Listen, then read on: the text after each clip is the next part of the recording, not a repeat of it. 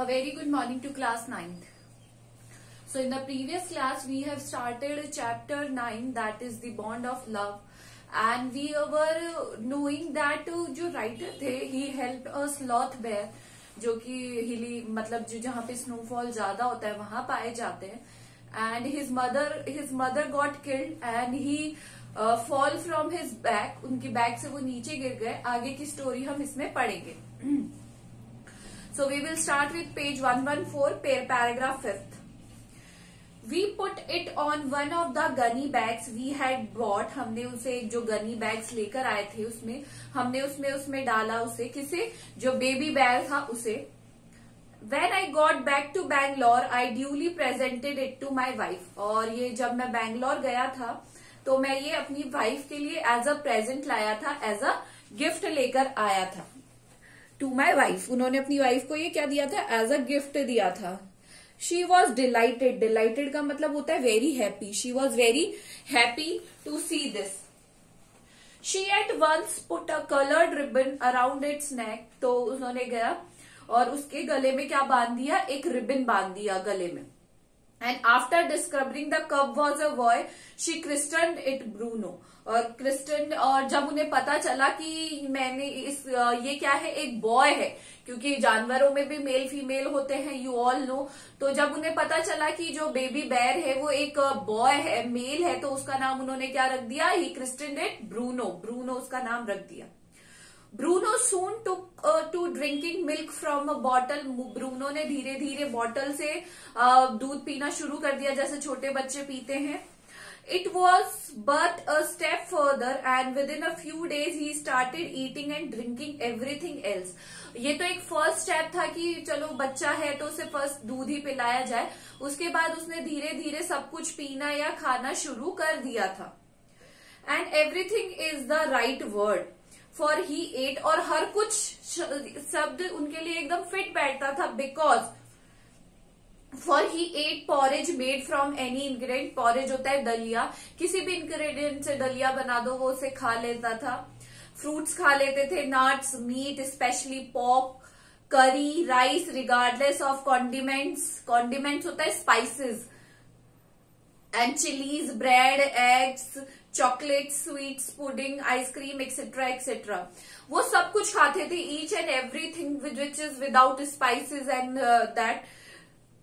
As for drink, milk, tea, coffee, lime juice, aerated water, buttermilk, beer, alcoholic liquor, in fact anything liquid, it all went down with relish. अंदर मतलब बिल्कुल आराम से वो उसे खाते थे, पीते थे. उन्हें कोई भी ऐसी कोई ये नहीं था कि वो इस चीज के लिए मना करे, इस चीज के लिए नहीं. He used to eat and drink each and everything. The bear became very attached to our two Alsatian dogs. जो हमारे two Alsatian जो ब्रीड होती है डॉग्स थे, उनके बहुत ही ज्यादा डियर बन गए थे, बहुत ही ज्यादा उनसे अटैच हो गए थे. And to all the children of the tenants होते हैं किराएदार, जितने भी किराएदारों के बच्चे थे उनसे भी. लिविंग इन आवर बंगलो, जो भी हमारे बंगलो में रहते थे, सबसे वो बहुत ही ज्यादा अटैच हो गए थे. He was quite free in his younger days and spent his time playing, running into the kitchen, going to sleep in our bed. मतलब he used to do all the activities which a child do. सारी activities करते थे जो एक छोटा बच्चा करता है. He used to play around. वो हर जगह खाते थे, हर जगह खेलते रहते थे, हर जगह वो he used to do each and every activity which a child do. One day an incident befell him. अब एक दिन एक इंसिडेंट हुआ, एक घटना हुई. I put down poison barium carbonate to kill the rats. हम यूजुअली हमारे घर में अगर रैट्स हो जाते हैं, हम कुछ ना कुछ पॉइजन उनके लिए डालते हैं ताकि वो चले जाए या मर जाए. And mice that had got into my library. उनकी लाइब्रेरी में बहुत ज्यादा चूहे हो गए थे, इसलिए उन्होंने क्या डाला, बैरियम कार्बोनेट, ताकि वो जो चूहे हैं वो मर जाए. And Bruno entered the library as he often did. जैसे कि ब्रूनो एंटर, लाइब्रेरी में एंटर हो गए जैसे वो हर बार करते थे. He get into the library and he ate some of the poison. और उसने कुछ पॉइजन क्या कर लिया, खा लिया. Paralysis set in to extent that he could not stand on his feet.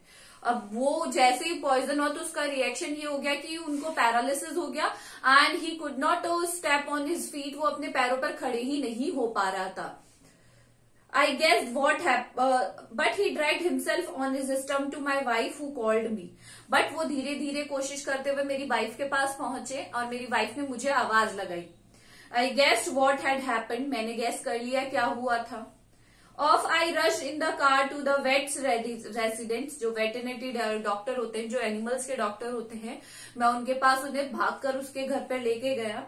A case of poisoning, tame bear, barium carbonate, what to do. अब एक पॉइजनिंग का केस हो गया था, बेचारा, टेम मतलब बेचारा बैर, और केस भी क्या है, पॉइजन का. क्या कर सकते हैं, what to do.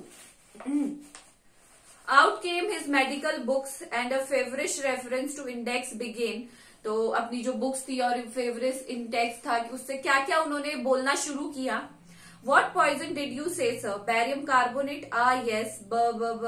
Barium salts? Ah, barium carbonate. Symptoms: paralysis. Treatment: injection of just a minute, sir. I will bring my syringe and the medicine. These all were the talking between them.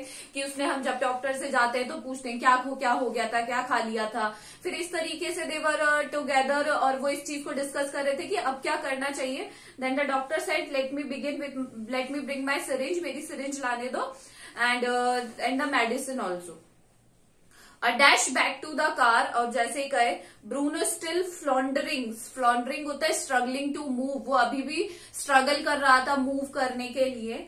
About his stumps but clearly weakening rapidly, some vomiting, heavy breathing with heavy flanks and gaping mouth. और वो अभी भी क्या कर रहा था, सिर्फ वो मतलब उसे अभी भी वॉमिटिंग हो रही थी बहुत ज्यादा, और वो वहां पर क्या कर रहा था, कपकपा रहा था, और hardly he was not able to move.